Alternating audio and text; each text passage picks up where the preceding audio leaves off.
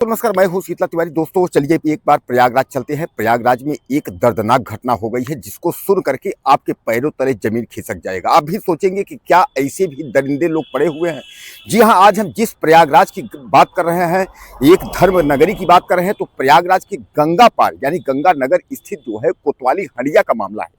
हड़िया के कोतवाली के अंतर्गत एक गांव है जहां एक पति अपने बीबी को राड से पीट पीट कर इसलिए हत्या कर देता है क्योंकि उसके ऊपर आरोप है कि वह जो है अपने ससुर से जो है फंसी हुई है। यानी वह संदेह करता है, अपने ससुर पे संदेह करता है, यानी अपने पिता पे संदेह करता है कि वह जो है उसके पत्नी से अवैध संबंध है, यानी ससुर से अवैध संबंध है। इसमें यह भी कहा जा रहा है कि वह अपने पिता से भी मारपीट करता है, यानी अपने पिता को भी धक्का देता है, वह भी गिर जाते हैं, पत्नी को घसीट ले जाता है कमरे में, उसके बाद राड से पिटाई करता है और जब वह बेहोश हो जाती है उसके बाद वो छोड़ के भागता नहीं है, वो कमरे में बैठा रहता है। और मैं बता दूं, उसको तब तक पीटता है जब तक उसकी मौत नहीं हो जाती है। बाद में जब चिल्लाहट होती है, तमाम आसपास के लोग दौड़ करके आते हैं। जब घर वाले चिल्लाते हैं तो आसपास के लोग दरवाजा खुलवाते हैं तो वह पति जल्लाद जो है वही बैठा रहता है। बाद में उसको घर से जो है बाहर निकालते हैं, पुलिस आती है और पुलिस आकर के मौजूदा टाइम पर उसको उठाती है, गिरफ्तार करती है और गिरफ्तार करने के बाद जो है पुलिस उसको जो है जेल भेजती है। यानी यह पूरा वाकया जो हुआ है यह कहीं ना कहीं दिल को दहला देने वाला यह वाकया है। इस तरीके की घटनाओं को जो है सुन करके जिसने भी इस तरीके की घटनाओं को सुना तो उसके जो है रोंगटे खड़े हो गए। यानी उसने कहा कि इतना बड़ा जल्लाद इतना कैसे हो सकता है कि जो अपनी पत्नी को जो है और इस कदर जो है हत्या कर सकता है। मैं आपको बता दूं कि यह जो है कोतवाली क्षेत्र का मामला है और एक गांव का मामला है। गांव के अंतर्गत यानी गांव में यह व्यक्ति जो है शराब का आदी था, प्राइवेट नौकरी करता था, यानी प्राइवेट नौकरी जो है करके उसके बाद जो है यह शराब पीता था और शराब पीने के बाद जो है यह बौखला जाता था। उसके बाद अक्सर अपने पत्नी से जो है यह मारपीट किया करता था। हालांकि मैं बता दूं कि इसके 3 बच्चे भी थे। 3 बच्चे जो है मासूम बच्चे हैं, ज्यादा बड़े नहीं हैं, 5 साल 7 साल 2 साल के ऐसे 3 बच्चे भी हैं। और उस जो है लड़की को, यानी जो इतनी खूबसूरत पत्नी थी और खूबसूरत पत्नी को जो है यह पीट पीट करके जो है उसको मार डाला। अब जो उसके पिता हैं, यानी जो है उसके पत्नी के जो पिता हैं, यानी कहने का तात्पर्य इस लड़के के अगर हम ससुर की बात करें तो वह जो है एफआईआर दर्ज उन्होंने करवाया है। एफआईआर दर्ज में जो है पति जो रोहित है, तो पति रोहित का नाम जो है उन्होंने बताया है।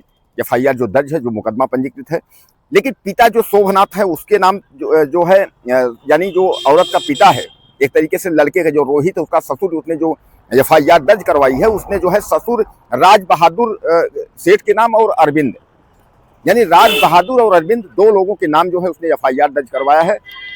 और उसने कहा है कि यह साजिशन जो है हमारी बेटी को जो है ये लोग मार डाले। अब दोस्तों इसमें यह कहा यह जा रहा है कि जो पति है वह आरोप लगाता है कि जो उसकी पत्नी है, यानी रोहित की जो पत्नी है वह अपने ससुर से जो है उसका प्रेम संबंध है, वह अपने ससुर से जो है वह फंसी हुई है और इसलिए जो है प्रेम संबंध का आरोप लगा करके उसके बाद जो है वह शराब के नशे में, अक्सर जैसा मैं आपको बताया कि वह मारपीट करता रहता है, तो शराब के नशे में वह घर पहुंचता है और दोपहर का वक्त होता है, यानी दिन दहाड़े जो है उसको खींच कर घर के अंदर ले जाता है। पहले मारपीट करता है, उसके बाद खींच के अंदर ले जाता है और राड से उसको पीटने लगता है। वह बेहोश होकर के गिर जाती है, लेकिन तब तक यह दरिंदा जो है नहीं छोड़ता है जब तक कि उसकी जान नहीं निकल जाती। और उसके बाद जो है, हालांकि उसको अस्पताल ले जाएगा, लेकिन डॉक्टरों ने उसको जो है मृत घोषित कर दिया। डॉक्टरों ने कहा कि अब यह जिंदा नहीं है। लेकिन कहीं ना कहीं जो है यह घटना रूह को जो है कपा देने वाली है। यानी इस घटना से ये लगने लगा है कि जो दरिंदे हैं वह जो है कभी भी किसी भी वक्त जो है आप पर अटैक कर सकते हैं। यानी पत्नी के चरित्र पर शक करते हुए और पत्नी को अपने जो है मार डाला।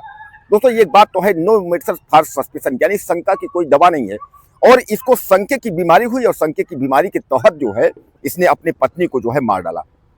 हालांकि मैं आपको बता दूं प्रयागराज शहर इस वक्त जो है रेप और हत्याओं के मामले में जो है धीरे धीरे करके रिकॉर्ड बनाता चला जा रहा है। ऐसा कोई दिन नहीं है जिस दिन प्रयागराज में हत्याएं ना हो, प्रयागराज में रेप ना हो, यानी ऐसा कोई दिन नहीं है। तो कहने का तात्पर्य यह है कि इस समय जो है तमाम घटनाएं हो रही हैं, लेकिन अगर हम पुलिस की बात करें तो पुलिस जो है उन घटनाओं का जवाब भी दे रही है इनकाउंटर करके। अपराधियों का इनकाउंटर हो रहा है, अपराधी जो है मारे जा रहे हैं, अपराधी जो है जेल भेजे जा रहे हैं, यानी अपराधियों को जो कार्रवाई होनी चाहिए पूरी कार्रवाई हो रही है। लेकिन अगर हम बात करें कि अगर अपराधियों के हौसलों को, तो अपराधियों के हौसले नहीं टूट रहे, अपराधियों के हौसले बुलंद हैं। अब आप समझ लीजिए कि इस घटना को जिसने भी सुना सबके जो है रूह कांप गए कि अपने पत्नी को, अपने ही पत्नी को, धर्म पत्नी को, कि जिसको उसने जो है जीने मरने की कस्में खाई, 7 फेरे लिए, दुल्हन बनाया, और उसी व्यक्ति ने आज जो है उस 7 फेरों का यानी उन कसमों का क्या हुआ, सब पर पानी फेरते हुए अपनी पत्नी की हत्या कर दी। मात्र कारण ये था कि पिता से अवैध संबंध है। यानी कहने का तात्पर्य यह है कि उसका यह कहना था कि इसका जो है इसके चरित्र पर शक है, यह जो है ससुर से यह फंसी हुई है, और इस पर मात्र यही बहाना लेकर के उसने जो है पत्नी को मार डाला। बहरहाल उसको पुलिस ने गिरफ्तार किया है, गिरफ्तार करके जो है जेल भेज दी है। अब इस दरिंदे के बारे में आप क्या कहना चाहते हैं? अपनी राय मुझे आप ज्यादा से ज्यादा दीजिएगा। चैनल को सब्सक्राइब कर लें, अगली वीडियो में फिर मिलते हैं।